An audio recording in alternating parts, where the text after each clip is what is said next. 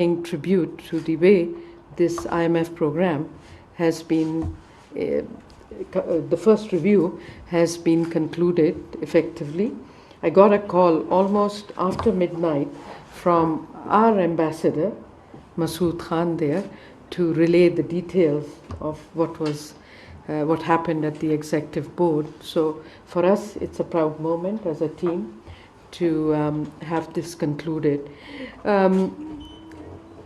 Jean, thank you so much for attending this event. I know how busy you were and you took the time. Vakas, everybody recognizes that this would not have happened without him. And of course, with the Ministry of Finance, the collaborator, and the beneficiary, the government of Pakistan. So I have to say, one person who's always silent and very modest is the chairperson of the Security Exchange Commission of Pakistan. He should be standing here and speaking about it. I have to tell you, we bothered him so much during the course to get this expeditiously implemented in terms of the clearances and all that. And he provides a backbone to companies like this. So today, I think the launch of NCGC, a joint venture between Karandas and the Ministry of Finance, is a proud moment for all those engaged over the past couple of years or so in steering and getting this establishment up and running. Most of all, recognizing Karandas' leadership as well as all the members, because I've seen them working day and night for it. I think NCGCs, everybody has talked a lot about it. I'd like to sum up and mention what has been already mentioned, that NCGC would have the potential and power to catalyze transformation of the SME landscape in Pakistan by leveraging access to finance for the SMEs across the board, and basically by developing the architecture of mitigation mechanism.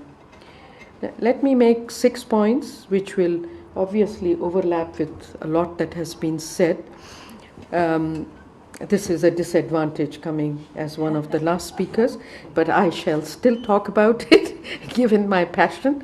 So first, we have to appreciate that NCGC will initiate and lay down an architecture that will help the SMEs address the market challenges. What are these market challenges?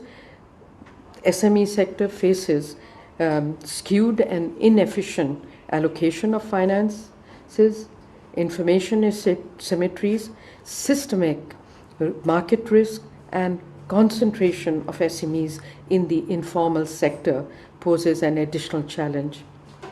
Credit to the private sector in Pakistan undoubtedly has grown from 7.9 trillion to almost 11.67 trillion over a period of September 2020 to September 2023.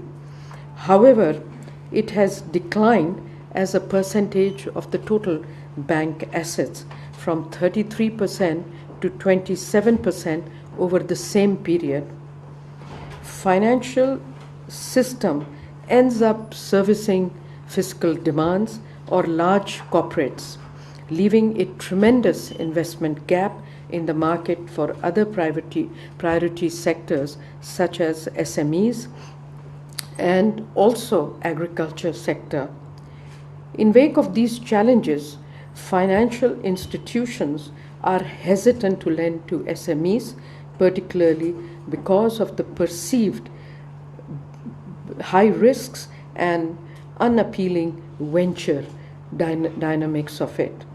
Of course, both of them can be addressed effectively, and NCGC is one approach to address this. Basically, banks are risk averse and prefer safe lending and investment options, and that is the primary reason why our financial market dynamics are quite a bit distorted, to put it mildly. We have to acknowledge that private sector credit allocation to SMEs is only around 5.2%, which has declined from 7.7% in the last 5 years in Pakistan.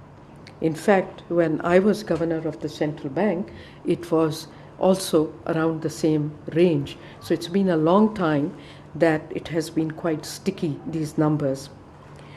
And it is significantly lower than the